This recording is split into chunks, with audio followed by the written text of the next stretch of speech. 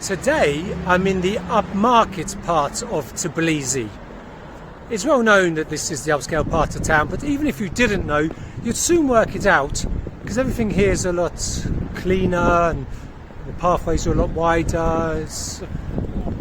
You get the impression that you're in the most pleasant part of town. There's an awful lot of new buildings they're putting up in this region.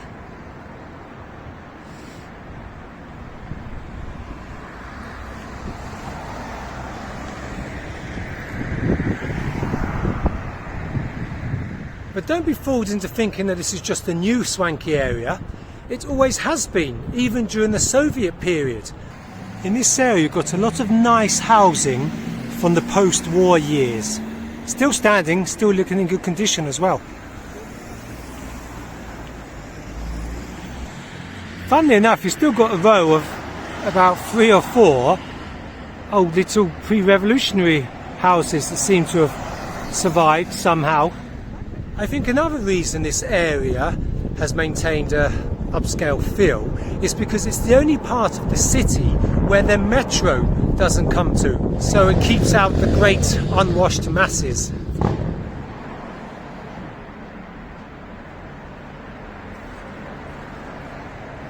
One great thing about Tbilisi is the low cost of living here, great for a budget traveller. But if you're a more well-heeled traveller with cash to splash, you'll find places where you can do that in this part of the city. Even the kindergartens are nice in this part of town.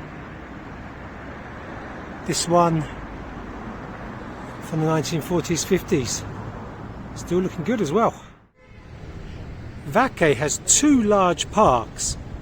This one that's recently been under renovation, and in fact it still is, but it's opened up again for people to walk around. So during the Soviet period this must surely have been the Victory Park. Every town had the Victory Park. They've tried to make it less Soviet these days, make it a bit more Georgian. So I thought I'd climb up to the top to try and get a close look at the statue. Kind of regretting that now. I didn't realise how many steps there were. Kate was a bit smarter than me. She's just waiting at the bottom. Whew. And as well, although it's only about a week to go to November, it's still t-shirt weather here. And if we look carefully down there, that's Kate waiting for me. Didn't fancy the steps, don't blame her.